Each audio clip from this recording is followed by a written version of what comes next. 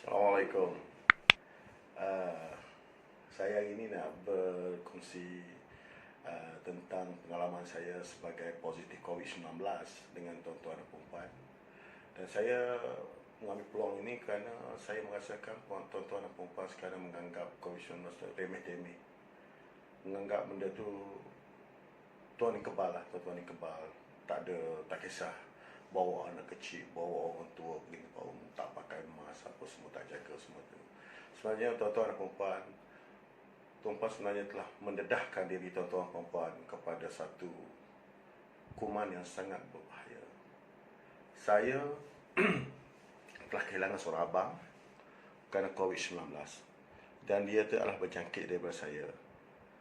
Dikatakan berjangkit daripada saya dan abang saya adalah mangsa pertama COVID-19 di Pahang. Saya berjumpa dengan dia hanya bersalam sahaja dan berada di depan. Bercakap macam tu, hanya berjumpa 2 kali. Selepas tu dia balik daripada Kelantan ke Kuantan, menaiki bas dan demam. Mula-mula disuspek sebagai denggi, kemudian positif COVID-19. Tak berapa hari dia meninggal. Tak berapa hari dalam ICU, kemudian meninggal. Hanya bersentuh 2 kali tangan sahaja. Dan saya adalah positif COVID waktu itu. Kami tidak tahu. Saya bawa balik pada Bali. Tapi saya ada dah pasal saya waktu itu saya dah demam, batuk, berpanjangan apa semua. Tetapi saya dah pergi ke hospital, dah maklum ke hospital di Kota Baru bahawa saya nak cek darah waktu itu. Suak-suak ni tak popular lagi perkataan tu. Jadi pada 13 hari bulan saya pergi ke hospital Kota Baru. Dia ambil darah saya, dia cek dah tak ada kuman. Jadi saya pun okey lah. Tapi tuan-tuan ingatlah, saya hanya bersentuh begitu saja dengan abang saya sekali saja, tapi abang saya dah dapat jangkitan daripada saya. Bayangkan tuan-tuan dan puan bawa anak kecil, bawa nenek atau pergi ke supermarket apa semua, berhimpit-himpit.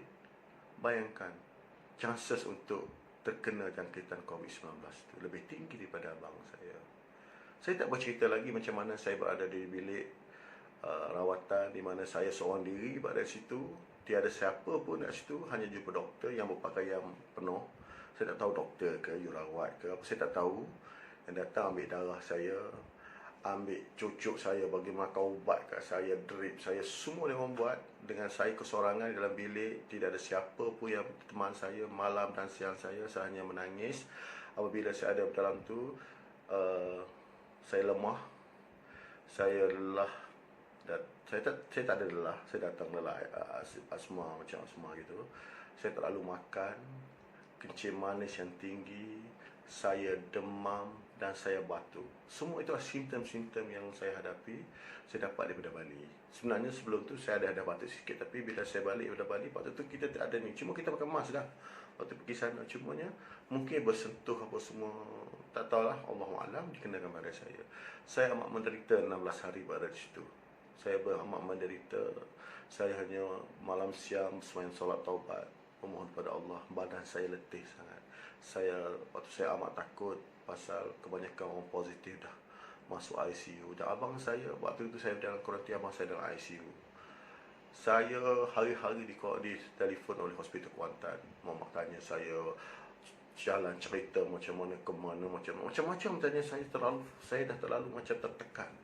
Hari-hari ditanya saya, inspektor kesihatan telefon saya yang Kelantan ada, yang Kuantan ada, nak tanya macam mana abang saya jumpa siapa lagi. Pasal dia orang nak siasat, pasal dia nak cuba closekan gap supaya dia tahu siapa yang dia harus dia orang kuarantin, siapa yang harus dia orang ni. Dia nak tahu root cause satu, kontak macam mana. Itu kerja KM lah, saya faham lah. Tapi bila abang saya meninggal, Allahu Akbar, saya dalam keadaan saya dah letih, tak ada tenaga. Abang saya meninggal, saya hanya fikir pasal mati saja. Demi Allah, saya solat, saya baca Quran, saya berzikir, saya hanya ingat mati saja. Tetapi Alhamdulillah, apabila Allah beri peluang kedua ni, saya tak mahu orang lain menghadapi apa yang telah saya hadapi. Saya adalah dianggap sebagai punca kepada kluster Bali, kluster PUI Bali. Jadi bayangkan, kerana kluster saya ni menyebabkan 4 orang meninggal, kluster saya berpunca pada saya. Dan juga berpuluh-puluh orang lagi positif. Jadi apa perasaan saya dengan apabila Ketua Pengarah Kesihatan mengisytiharkan kluster Bali dan menyatakan satu mangsa abang saya yang merupakan mangsa pertama COVID-19 di Kuantan, di Pahang, melapak meliputan meluas dan bermacam-macam tumbuhan kejian yang saya terima daripada Facebook. Saya tak sanggup nak buka Facebook. Saya tak sanggup nak menghadapi dengan orang awam. Saya sanggup, saya rasa hina. Pasal dia orang caci saya bodoh lah, apa macam-macam. Dia tak tahu saya pergi bila. Saya pergi ke Bali setelah rancangan saya bersama kawan-kawan pada 5 hari bulan Mac. Saya balik 8 bulan Mac. PKP bermula 18 Februari. Tapi dia orang tak faham. Pasal pengisytiharan tu dibuat pada April. Dan dia menganggap saya ni pergi lagi, walaupun dah PKP pergi lagi berjalan. Dia orang tak tahu apa cerita. Beribu-ribu orang kutuk saya. Saya dapat tekanan abang saya meninggal. Saya dapat tekanan daripada kawan-kawan saya kerana dia orang terpaksa kena menjalani SWAT. Adik-beradik saya kena SWAT, anak semua kena SWAT. Menyusahkan semua orang. Menyusahkan kontak satu keluarga dan jiran-jiran kawan-kawan semua kena. Jadi benda ni saya tak mahu tuan-tuan hadapi. Kalau tuan-tuan merasa tuan-tuan kebal, tuan-tuan rasa ni, teruskanlah. Tetapi jangan kecewa, jangan menyesal bila kontak nampak tuan-tuan meninggal ke kena positif ke menderita. Saya bercakap atas pengalaman saya dan saya tak mahu orang lain juga menghadapi masalah yang sama. Saya adalah punca PUI Bali.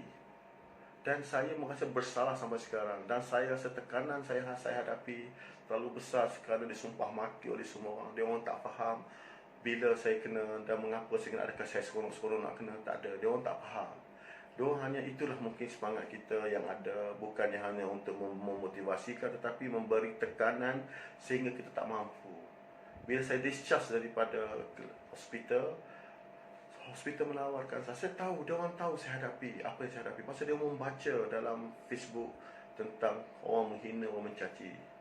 Tapi Allah yang tahu. Tapi saya memaafkanlah orang-orang yang telah mengata pada saya, kerana dia orang tak faham, dia orang tak tahu cerita. Tapi janganlah buat pada orang lain, kerana betapa seksanya kita menderita sakit di hospital hanya bikin pasal mati. Abang saya pula meninggal. Emak saya bersedih di rumah. Anak dia seorang tu dah meninggal. Anak yang seorang lagi dalam keadaan ketika dalam hospital. Betapa sedih hati orang tua. Tapi kita tidak sedar tekanan yang kita diberi tambahkan lagi kepada mereka. Jadi saya berharap sangat jagalah. Kalau tak ada kerja, duduk kat rumah je lah. Jaga dengan anak-anak. Jangan bawa anak kecil, orang tua pergi tempat. Tolonglah. Saya berhentikanlah penyebaran COVID-19 ini. Kalau kita semua sama-sama mematuhi SOP yang kerajaan bagi. Kerajaan bukan buat sembarangan untuk buat untuk kita semua. Janganlah kita merasa kita ni terhebat sangat, bebas keluar, aku tak apalah. Janganlah, please lah. So itu sajalah saya ingin berkongsi pada hari ini. Dan saya harap pengalaman yang saya hadapi ini tidak ada hadapi orang lain. Ingatlah, COVID ini sangat berbahaya. Dan saya sampai sekarang saya masih terbayang wajah abang saya yang ceria, yang seronok dengan saya, tiba-tiba meninggal sekelip mata. Saya tidak dapat berjumpa dengan dia. Saya tidak dapat melihat perubahan dia. Anak-anak dia tak dapat melihat perubahan dia. Hanya melihat dari jauh sekadar 100 meter daripada tempat itu.